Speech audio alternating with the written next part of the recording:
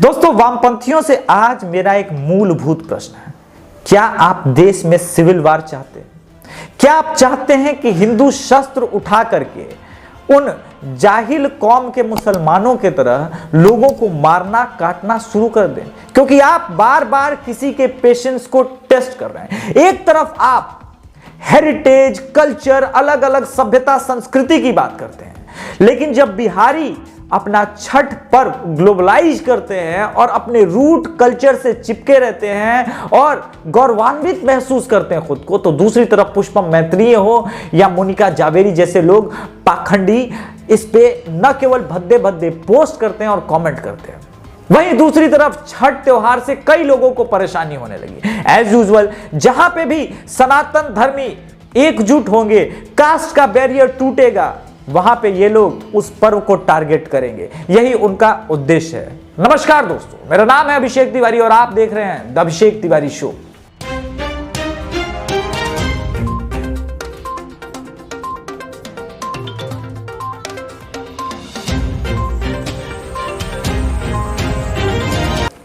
पुष्पम मैत्रेय लिखती हैं कि सिंदूर करना गुलामी का प्रतीक है, मंगलसूत्र भी गुलामी का प्रतीक है। नाक तक छठ पर्व में सिंदूर करने वाली स्त्रियां न केवल बौड़ी, असुंदर और कुरूप दिखती हैं, बल्कि उनके नाक तक सिंदूर करने का लॉजिक मेरे आज तक समझ में नहीं है। यह मुरादाबाद उत्तर प्रदेश से है। मोनिका जावेरी जो कि बिहार से हैं, वो कहती हैं कि मुझे तो डाउट होता है कि ये 2 दिन तक उपवास रखती होंगी, ये जरूर चुपके से कहीं कोने में जाके कुछ खा लेती होंगी।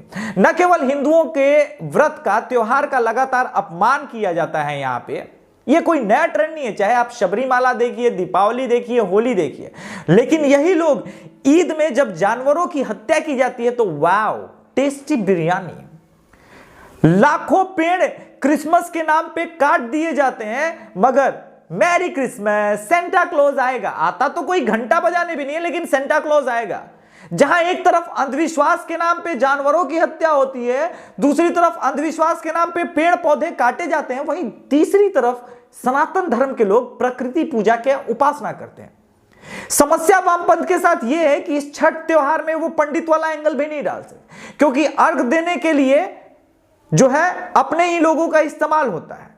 दूसरी तरफ एक और समस्या है, चूंकि इसमें लिंग भेद भी नहीं है। छठ व्रत जो है, शायद इनको पता नहीं होगा पुष्पा मैत्रेय को, कि छठ व्रत जो है पुरुष और स्त्रियां दोनों करती हैं, इसमें कोई लिंग भेद नहीं है। तीसरी बात, ये प्रकृति की पूजा ही नहीं है, सिर्फ साफ सफाई होती है। घाटों की ही साफ सफाई नहीं, गली मोहल्ले, सड़क, एक एक गली जहां से भी छठ व्रती जाना होता है जिनको घाट तक, वो पूरा साफ सफाई किया जाता है। और चूंकि एकता का परिचय है, इसमें पूरा समाज योगदान देता है, तो ये कैसे बर्दाश्त हो कि अरे ये तो समाज एकजुट हो रहा है। बिहारियों ने अपने इस कल्चर और हेरिटेज को ग्लोबलाइज बनाया। चाहे आप बिहारी आपको लंदन में मिले, अमेरिका में मिले, ऑस्ट्रेलिया में मिले, कनाडा में मिले, वो छठ का त्योहार मनाता है और छठ का त्योहार उसी शुद्धता के साथ मनाता है। प्रकृति की पूजा दीपावली के 6ठे तारीख यानी कार्तिक मास के 6ठे दिन जो है छठ को मनाया जाता है। यहां शाम को जो है सूर्य देवता को अर्घ दिया जाता है। राम और सीता माता का भी छठ का उदाहरण मिलता है रामायण में। कर्ण जो है सूर्य देवता का उपासक था, वो भी जो है घुटने भर पानी से ऊपर में जाकर के सूर्य देवता को अर्घ देता था। इसके अलावे जब पांडवों का सब राजपाट चला गया था, तो द्रौपदी माता ने भी छठ जो है पूजा की थी। इस तरह की मान्यताएं हैं। अब मैं एक बात पूछता हूं, कोई भी पर्व जो है, चाहे वो ईसाई मनाते हो, यहूदी मनाते हो, यजीदी मनाते हो, मुसलमान मनाते हो, मान्यताओं का ही तो खेल है। सब मान्यताओं का ही तो खेल है। लेकिन जब ईद पे आपकी मान्यताओं को आप कहते हैं कि वाह क्या बिरयानी बनी है, तो आपकी मान्यताएं मान्यताएं हैं। लेकिन सनातन धर्म, जहां किसी की हत्या नहीं होती, जहां किसी को मारा नहीं जाता, जहां कोई पेड़ नहीं काटा जाता, उल्टे अर्घ दिया जाता है सूर्यदेव को, प्रकृति को, तो इसमें क्या समस्या आ गई? क्योंकि गुलामी का प्रतीक आपने बना दिया सिंदूर को। आपने पूछा है उन स्त्रियों से कि छठी माता का त्योहार होता भी क्यों है? बस आपका मन होगा और आपने लिख दिया। मैं सो कॉल्ड रूप से फ्रीडम ऑफ एक्सप्रेशन और आजादी का झंडा बुलंद करने वाली इन वामपंथी औरतों को एक बात बताना चाहता हूं। पद्म भूषण शारदा सिन्हा जी के आप गीतों को, सिर्फ लोक गीतों को आप सुनिए मत, समझने की कोशिश कीजिए। वैसे आप लोग समझती सब है, पर फिर भी मैं समझाना चाहता हूं। इन लोक गीतों में आप जाएंगी तो आपको पता चलेगा। एक लाइन मैं सुना देता हूं, एक ही बांस के बहंगिया बहंगी लचकत जाए।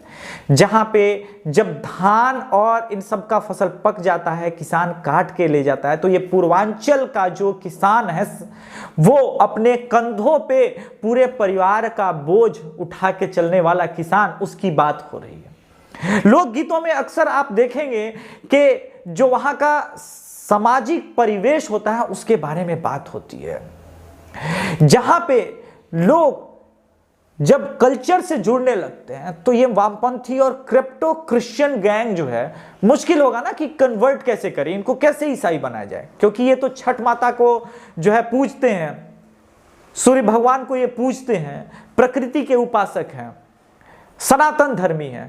तो यहां पे तो कोई एंगल भी नहीं डाल सकते, अच्छा ये सामंतियों का त्योहार है, ये ब्राह्मणों का त्योहार है, ये राजपूत कायस्थ यादव, क्योंकि यहां तो कोई अनटचेबिलिटी नहीं होती ना। एक साथ सब घाट की सफाई कर रहे होते हैं, एक साथ एक ही नदी में सब अर्घ दे रहे होते हैं, तो ये बड़ा मुश्किल वक्त है वामपंथियों के लिए। तो इस मुश्किल घड़ी में नया लॉजिक ये निकाला जाए, चलो ये त्योहार जो है ये गुलामी का प्रतीक है, नाक से सिंदूर करने वाली लड़की औरतें कुरूप दिखती, क्या ये उन तमाम औरतों का अपमान नहीं है जो अपने पुत्र के लिए नहीं, सिर्फ छठ त्योहार जो है पुत्र या पति के लिए नहीं होता। यही वामपंथियों की सड़ी हुई मानसिकता बस यहीं से शुरू होती है। इन्होंने आज तक इससे ज्यादा आगे देखने की कोशिश की नहीं है, और समस्या यह है कि ये भारतीय वामपंथी कुछ ज्यादा हिपोक्रेट है। खुद को अभिव्यक्ति की आजादी के नाम पे अंट शंट लिखने वाले, आप इनके वॉल पे चले जाइए, इन्होंने कभी ईद बकरीद या क्रिसमस के लिए ये सारी चीजें नहीं लिखी होंगी। इनको तमाम समस्याएं सिर्फ सनातन धर्म के त्योहार से, वहीं इस चीजों को पॉलिटिसाइज भी किया जा रहा है।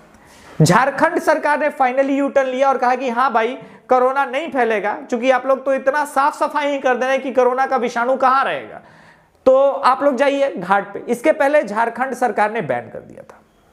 दिल्ली में बड़े बड़े मॉल्स खुल रहे हैं, लोग शॉपिंग कर रहे हैं, यहां वहां घूम रहे हैं, बसें चालू हैं, कोरोना नहीं फैल रहा, पर घाट पे अगर आप छठ जाके करते हैं तो कोरोना फैल सकता है। यही बात अन्य सरकारों ने भी लागू करने की कोशिश की, लेकिन असफल हुए। गणेश चतुर्थी हो, दीपावली हो, दशहरा हो, छठ हो, सरस्वती पूजा हो, इनको हर एक त्योहार से समस्याएं हैं। दरअसल इनकी मुख्य समस्या सनातन धर्म से है, कि सनातन धर्म और रिचुअल से। रक्षाबंधन का इनका कॉन्सेप्ट अलग है। अच्छा, बहन हो अकेले अपनी रक्षा नहीं कर सकती। आपको मैं बता दूं कि राखी बहन जब भाई के कलाई पे बांधती है तो रक्षा सूत्र उसको बोलते हैं, ताकि विपत्तियों से भाई की रक्षा हो सके। पर वामपंथी समझ लेते हैं कि बहन सिर्फ इसलिए राखी बांधती है ताकि भाई जो है वो रक्षा करे बहन की। ये तो म्यूचुअल है, मगर आपको परेशानी है। अब छठ से परेशानी है, तो एक बिहारी होने के नाते मैं आपसे एक ही बात कहना चाहूंगा, बहुत सम्मान से, बहुत आदर से, उखाड़ लो जो उखाड़ना है, क्योंकि ये कोई कास्ट बेसिस वाला त्योहार तो है नहीं जहां पे आपके समर्थन में कोई यादव आ जाएगा, कोई दलित, अति पिछड़ा या कोई और आ जाएगा। क्योंकि यहां पे बिहार में जितने जनजाति हैं सब मिलके छठ त्योहार एक साथ मनाते हैं। सबसे बड़ी बात तो ये है, ये किसानों का, गरीब का, अमीर का, सबका त्योहार है। तो दोस्तों, आपको भी हो सकता है इस प्रकार के विरोधी और पोस्ट नजर आए, उन्हें आप नजरअंदाज कीजिए, क्योंकि उन्होंने ये पोस्ट लिखा ही इसीलिए है ताकि आप उनके वाल पोस्ट पे जाएं, उनको गालियों से सम्मानित करें और फिर वो कहें कि हिंदू असहिष्णु हो गए। वैसे मैं चाहता हूं और मैं बार बार कहता हूं, हम हिंदुओं को असहिष्णु होने की अब जरूरत है। अगर हम अभी भी असहिष्णु नहीं हुए और इनका प्रोपेगेंडा सहते आए तो एक दिन हमारी छाती पे चढ़ के ये मूंग दलेंगे। जय छठी मैया। आपका, देश का, पूरे विश्व का कल्याण हो, सूर्य देव की कृपा यूं ही सब पे बनी रहे। अच्छा, सूर्य भगवान जो वामपंथी है ना, क्रोधित है, ऐसा मत कीजिएगा कि उनको प्रकाश देना बंद कीजिएगा, क्योंकि आप तो जानते हैं ना विज्ञान है, और विज्ञान के अनुसार सूर्य का प्रकाश ही पृथ्वी पे जीवन का एकमात्र कारण है। इसीलिए हम लोग जब छठ का त्योहार करते हैं तो भगवान सूर्य को अर्घ देते हुए कहते हैं कि जीवन के लिए धन्यवाद, आपके वजह से ये धरा है, ये वसुंधरा है, ये प्रकृति है, और हम सबका लालन पालन पोषण आपके वजह से हो रहा है, क्योंकि आप लोग तो समझदार हैं। वामपंथियों, अपनी नासमझी दूर रखो बिहारियों से, वरना बिहारी अच्छे से समझाना जानते हैं। आप सबका कल्याण हो।